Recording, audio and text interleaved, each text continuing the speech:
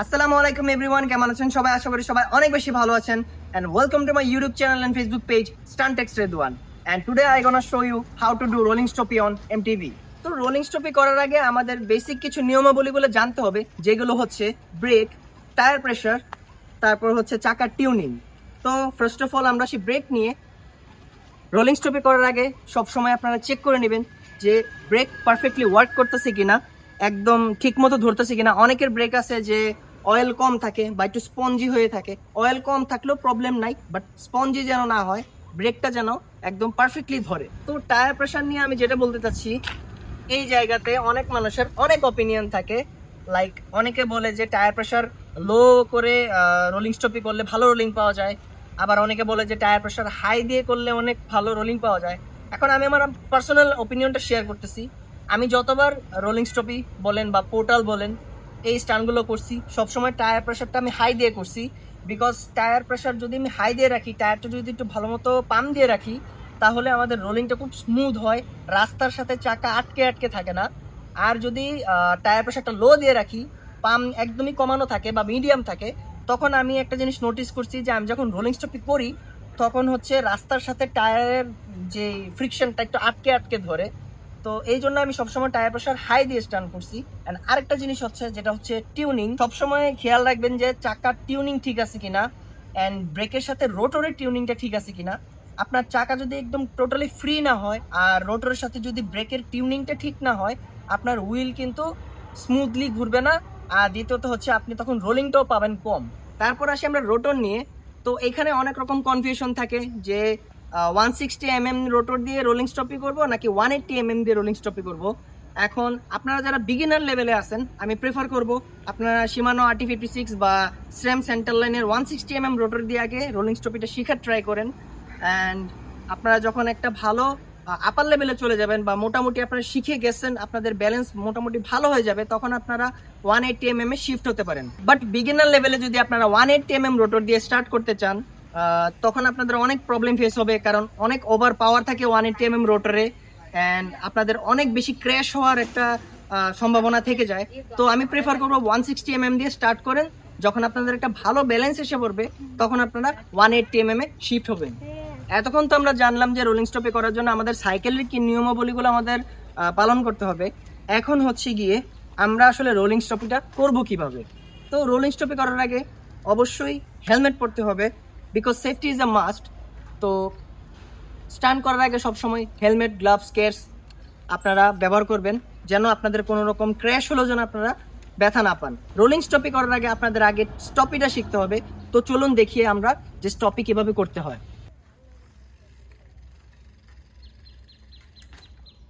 তো গাইজ, আপনারা দেখলেন যে আমি সামনের ব্রেক দিয়ে আর পায়ের ফোর্স দিয়ে কিভাবে স্টপিটা তুললাম।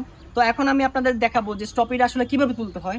তো স্টপি তোলার জন্য এট ফার্স্ট আপনাদের একটা লিমিটেড স্পিড নিতে হবে, লাইক অল্প একটু স্পিডটা নেওয়ার পর আপনারা যখন হাতের ব্রেকটা চাপ দিবেন, চাপ দেওয়ার সাথে সাথে একদম অ্যাট এ টাইমে আপনাদের বডিটাকে একটু সামনের দিকে এভাবে টান দিতে হবে। ঠিক আছে, আমি জিনিসটা আবার দেখাচ্ছি, আপনারা ভালো করে নোটিস করবেন, আমার পা দিকে খেয়াল রাখবেন। আমি পা দিয়ে কিভাবে টান দিয়ে প্যাডেল, মানে পা দিয়ে প্যাডেলটাকে কিভাবে টান দিয়ে তুলতেছি। তো দেখতে থাকেন।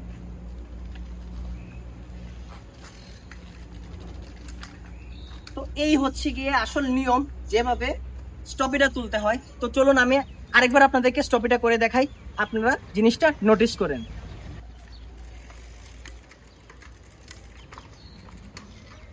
তো এইভাবে হচ্ছে বেসিক্যালি স্টপিটা করতে হয়। অ্যান্ড আপনারা যদি স্টপিটা ক্লিয়ার করতে পারেন, এরপরে হচ্ছে আপনাদের নেক্সট স্টেপ হচ্ছে ব্রেকিং। আর রোলিং স্টপি করার জন্য ব্রেক চেপে ধরে রাখলেই হবে না, আপনাকে ব্রেকটাকে ছাড়তে হবে, ধরতে হবে, ছাড়তে হবে, ধরতে হবে, লাইক দিস। আপনারা যখন স্টপিটা দিয়ে এভাবে তুললেন, তোলার পর কিন্তু আপনারা যদি ব্রেকটা না ছাড়েন, সাইকেল কিন্তু সামনের দিকে যাচ্ছে না। তো এর জন্য কি করতে হবে, স্টপিটা তোলার পর ব্রেক ছাড়তে হবে, ধরতে হবে, ছাড়তে হবে, ধরতে হবে, ছাড়তে হবে, ধরতে হবে। আর ব্রেকিংটা কখন করবেন, আপনারা যখন একটা মোটামুটি স্পিড নিয়ে রোলিং স্টপিটা তুলবেন, তোলার পর আপনাদের একটা এরকম একটা সেন্টারে আসার পর যখন দেখবেন যে আপনাদের সাইকেলের চাকা নিচের দিকে নামতেছে, নিচের দিকে যখন নামতে যাচ্ছে তখন আপনি একটা ব্রেক করবেন, ব্রেক করলে আবার এটা উপরের দিকে এসে পড়বে। আর যদি আপনাদের পিছনের চাকা একদম বেশি মানে ওভার অ্যাঙ্গেল হয়ে যায়, লাইক একদম বেশি উঠে যায়, তখন আপনারা ব্রেকটাকে ছেড়ে দিবেন আর বডির প্রেশারটা একটু পিছনের দিকে দিয়ে দিবেন। অ্যান্ড আমি এখন দেখাচ্ছি যে আসলে হালকা নর্মাল স্পিডে আপনারা রোলিং স্টপিটা কীভাবে করবেন।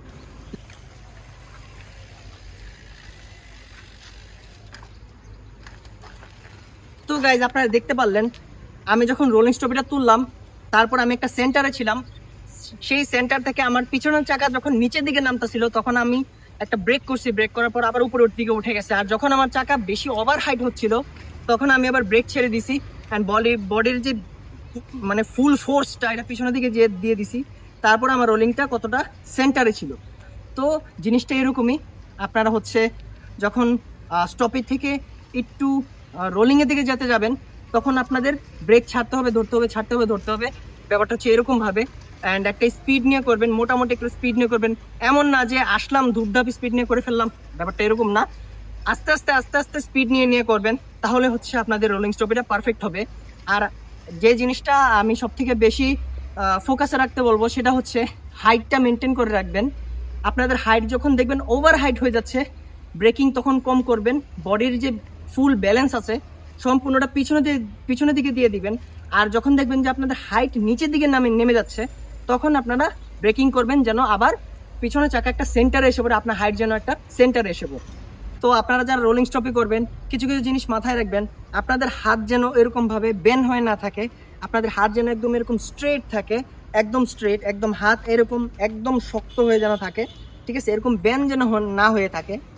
যদি এরকম বেন হয়ে থাকেন আপনারা প্রপারলি ব্যালেন্স পাবেন না আর ক্র্যাশ হওয়ার একটা চান্স থাকে। তাই হাত এরকমভাবে শক্ত করে রাখবেন, একদম শক্ত, একদম এরকম শক্ত করে রাখবেন। আর দ্বিতীয়ত হচ্ছে আপনারা রোলিং স্টপে করার সময় কখনো টায়ারের দিকে তাকাবেন না, আপনারা তাকাবেন সামনে, একদম আপনাদের ফোকাসই থাকবে সামনে। আপনারা যখন সামনের দিকে তাকিয়ে যখন আপনারা রোলিং স্টপে করবেন তখনই আপনারা আপনাদের টার্গেট ব্রেক করতে পারবেন। আর সবসময় একটা টার্গেট নেবেন যে আমি এইখান থেকে রোলিং স্টপে মেরে ওইখানে যাব।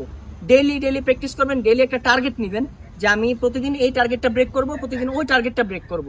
তাহলে আপনাদের রোলিং স্টপিটা লং হবে আর রোলিং স্টপেতে আপনারা খুব তাড়াতাড়ি মাস্টার করতে পারবেন। অ্যান্ড আরেকটা জিনিস, কখনোই রোলিং স্টপি দাঁড়া হয়ে করবেন না, লাইক এরকমভাবে কখন রোলিং স্টপি করবেন না। রোলিং স্টপি করবেন সবসময় সিটের মধ্যে বসে, ঠিক আছে? তো পয়েন্টগুলো আমি আবার বলতেছি, হাত থাকবে একদম স্ট্রেট, সিটে বসে রোলিং স্টপি করবেন, টার্গেট থাকবে একদম সামনে, অ্যান্ড ব্রেকিং করবেন যখন ওভার হাইট হয়ে যায় তখন ব্রেক ছেড়ে দিবেন। আর যখন দেখবেন যে আপনার হাইট লো হয়ে যাচ্ছে তখন ব্রেকিং করবেন।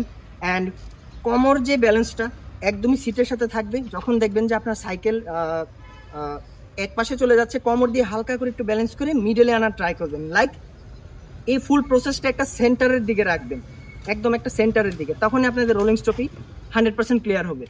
তো চলুন এখন আমরা একটা রোলিং স্টপে দেখে আসি।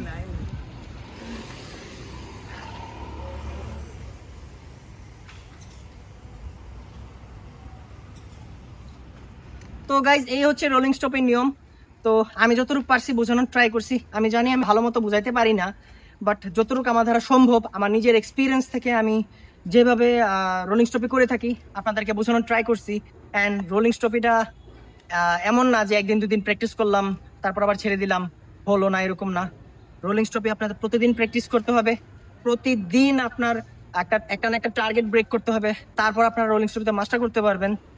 তো ভিডিওটি ভালো লাগে থাকলে অবশ্যই চ্যানেলটিকে সাবস্ক্রাইব করে দিবেন, অ্যান্ড ফেসবুক পেজ থেকে দেখলে অবশ্যই ফেসবুক পেজটি ফলো করে দিবেন। আর স্টান্ট রিলেটেড যদি কারো কোনো রকম কোনো কোশ্চেন থাকে বা কোনো রকম কোনো গাইডলাইন্স থাকে তাহলে অবশ্যই আমাকে ডিএম করতে পারেন, ফেসবুক পেজে ডিএম করতে পারেন বা ইউটিউবে কমেন্ট বক্সে বলতে পারেন যে আমার এই রিলেটেড বা এই টপিকে আমার গাইডলাইন্স চাই। আমি অবশ্যই দেওয়ার ট্রাই করবো যতটুকু আমার দ্বারা পসিবল হয়। তো ভিডিওটা এই পর্যন্তই, দেখা হবে নেক্সট কোনো ভিডিওতে। অ্যান্ড ততদিন পর্যন্ত ভালো থাকবেন, সুস্থ থাকবেন, স্টান্ট হার্ড, রাইড সেফ।